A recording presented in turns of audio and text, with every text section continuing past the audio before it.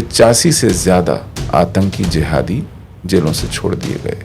लोग आके बताते थे कि हमने सुना है कि आज इनकी बारी है। राजीव गांधी बहुत से कांडों में भी घिरे थे। बोफोर्स कांड एक बहुत बड़ा कांड था। उनके मन में कहीं नहीं था कि वो हस्तक्षेप करें। ये देश के हित की बात है।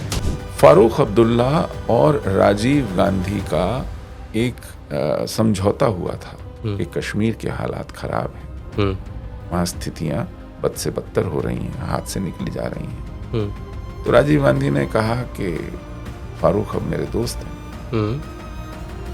मैं इस विषय में कुछ भी करने में असमर्थ हूँ। तो वो दोस्ती निभा रहे थे। Jammu Kashmir liberation front JKLF, Yasin Malik जिसका सरगना था, ये लोग सीमा पार कर पाकिस्तान गए, वहाँ से हथियार लेकर आए, वहाँ से प्रशिक्षण लेकर आए, वहाँ से साधन जुटा कर लाए और फिर यहाँ उन्होंने चुन चुनकर हमारे समाज के, हमारे समुदाय के लोगों को मारना शुरू किया।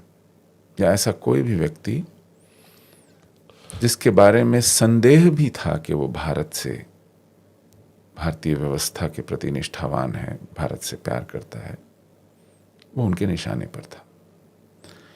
लेकिन क्योंकि हिंदुओं के विषय में तो विवाद ही नहीं था कि उनकी आस्था, उनकी निष्ठा किस तरफ है, तो उन्हें तो सीधे ही निशाने पर ले लिया गया। बिल्कुल।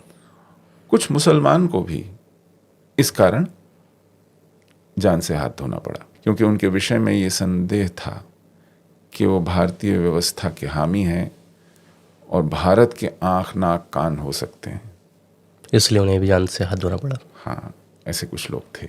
सर, यासीन मलिक जब ये चीज़ कर रहा था उस वक्त राज्य सरकार क्या कर रही थी? राज्य सरकार चला रही थे फारूक अब्दुल्ला।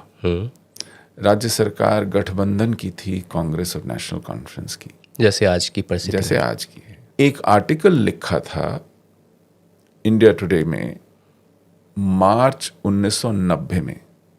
इंद्रजीत भदवार वहाँ के सीनियर एडिटर होते थे।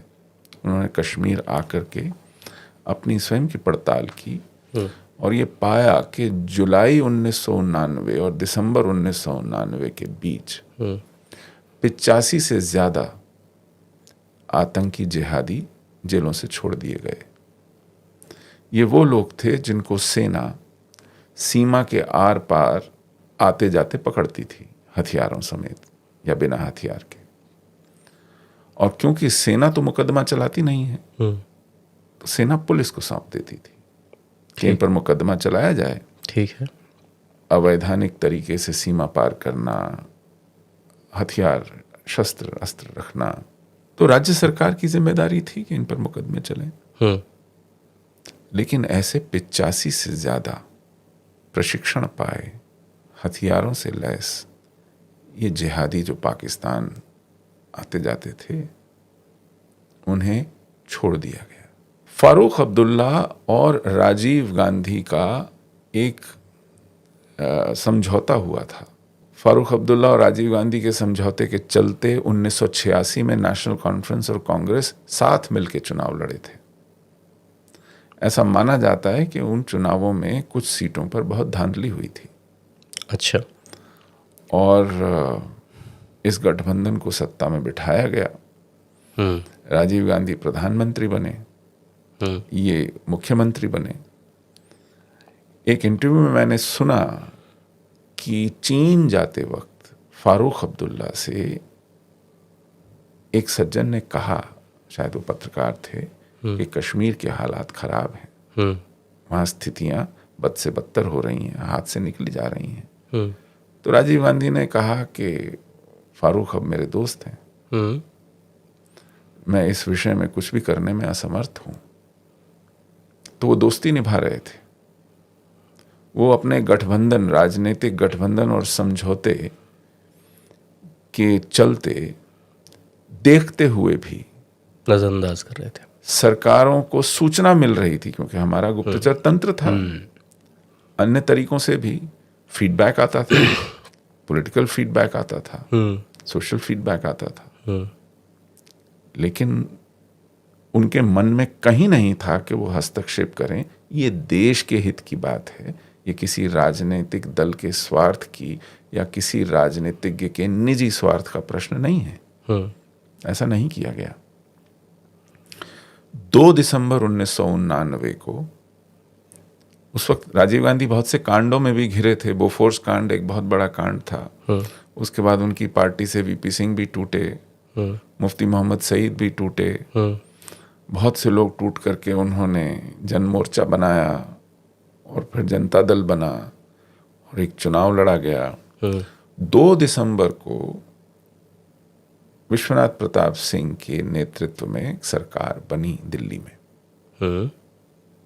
और राजीव गांधी वो चुनाव हारे। ठीक है। और उस सरकार में मुफ्ती मोहम्मद सईद गृह मंत्री बने, जो कांग्रेस छोड़ करके आए थे, और चुनाव लड़े थे वो मुजफ्फरनगर से। तो कश्मीर के नेता, कश्मीरी मुसलमान देश भर में कई जगहों से चुनाव लड़ते हैं, लेकिन 370 के चलते वहां फटकने नहीं देते हैं। न सिर्फ चुनाव लड़ते हैं, सांसद बनते हैं, गृह मंत्री बनते हैं, केंद्रीय मंत्री बनते हैं। तो ये तो परिपाटी रही है। तो उस समय हमारे गृह दशा कुछ ऐसी बिगड़ी कि कश्मीर में फारूक अब्दुल्ला मुख्यमंत्री थे, ठीक है, केंद्र में मुफ्ती मोहम्मद सईद गृह मंत्री थे। इन दोनों सरकारों के देखते देखते कश्मीर का हिंदू समुदाय जड़ों से उखाड़ कर फेंक दिया गया। कश्मीर को हिंदुओं से खाली करा लिया गया, और ये अभूतपूर्व मारकाट, अपहरण, बलात्कार, नरसंहार के बीच हुआ। जब कहीं कहीं फोन भी किए गए तो फोन नहीं उठाए गए, पुलिस मांगी गई तो पुलिस नहीं भेजी गई, सेना बादामी बाग छावनी में बैठी रह गई, किसी ने कोई सुध नहीं ली। निहत्थे निर्दोष हिंदुओं को उनके हाल पे छोड़ दिया गया। हम लोग बिखरे हुए थे, छितरे हुए थे पूरे कश्मीर में। ऐसा नहीं था कि हम किसी एक समूह में कहीं रहते हों, अपना बचाव कर सकें। 40-50 घरों के मोहल्ले में 1 या 2 घर, किसी गांव में 4 घर, किसी गांव में 8 घर। हम पूरी घाटी में, हर कस्बे में, हर गांव में थे, या तो रहते थे या आते जाते थे, चाहे वो एक अध्यापक टीचर की हैसियत से हो, डाकिये की हैसियत से हो, डॉक्टर की हैसियत से हो, सरकारी कर्मचारी की हैसियत से हो, पटवारी हो, तहसीलदार हो। हमारा पूरी घाटी पर, उसके चप्पे चप्पे पर आना जाना था, नजर थी, छाप थी। और जिहाद को यही खटकता था, क्योंकि हमारी निष्ठा पर संदेह नहीं हो सकता था। हम कश्मीर में भारत थे, तो कश्मीर भारत से निकले, इससे पहले भारत को कश्मीर से निकालने की आवश्यकता थी। तो यही किया गया, हमें इसी का दंड भोगना पड़ा। मस्जिदों से क्या ऐलान हो रहे थे सर? तो 19 जनवरी आने से पहले लगभग 1 हफ्ते तक पूरे प्रदेश की मस्जिदों में, अब ये जनवरी का महीना था, बहुत ठंड होती है, और रात को तो ठंड बढ़ भी जाती है। उन दिनों मस्जिदों से आधी रात को नारे लगते थे कि ए काफिरो, ए जालिमो, कश्मीर हमारा छोड़ दो। रूस पे लर्जा तारी है, अब कश्मीर की बारी है। रूस ने अफगानिस्तान छोड़ा था उन दिनों, उसको रूस की सेनाओं को अफगानिस्तान से निकलना पड़ा था, ठीक है, और वो जिहाद के चलते हुआ था। तो जिहादी उससे प्रेरणा ले रहे थे कि रूस को अफगानिस्तान से भगाया है, अब भारत को कश्मीर से भगाए, कि पंडितों कश्मीर छोड़ दो, हम कश्मीर बनाएंगे पाकिस्तान, हिंदू मर्दों के बिना और उनकी महिलाओं के साथ। कश्मीरी में ये नारा लगता था, ऐसे गैस हिंदू मर्दों के बिना और हिंदू महिलाओं के साथ। ऐसे गैस पन्नु पाकिस्तान बटव रोस्त बटन्योसान, ये कश्मीरी भाषा में। ये कश्मीरी भाषा में, इसमें तुकबंदी बनती है। तो यहाँ क्या चलेगा? निज़ाम मुस्तफ़ा, पाकिस्तान से रिश्ता क्या, ला इलाहा इल्लल्लाह, ये नारे लगते अच्छा, थे। कौम का रिश्ता। तो और सुरक्षा का दूर दूर तक नामो निशान नहीं था। धरपकड़, रोक टोक, पुलिस, पहरा, कुछ नहीं था। मानो उन्हें खुली छूट दे दी गई हो, लाइसेंस दे दिया गया हो कि जो मर्जी कीजिए। नोटिसेस लग गए, हिट लिस्ट जारी हो गई, मस्जिदों पर नोटिसेस लग जाते थे।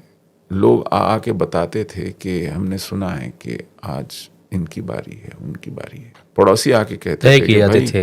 हाँ, कि अब खाली कर दो, छोड़ दो, चले जाओ, हम आपकी जिम्मेदारी नहीं ले सकते। क्या वहां पे कश्मीरी मुसलमान भी बचाने की कोशिश कर रहे थे क्या? तो होंगे कोई छिटपुट एक दो वाकये, आमतौर पर ऐसा नहीं था। बल्कि इसके उलट हम अपने घरों से निकले तो उन खाली घरों में पड़ोसी घुस गए। हमारे खेतों में, हमारी दुकानों में, हमारे व्यवसायों में, हमारी ज़मीनों पर अतिक्रमण हुआ।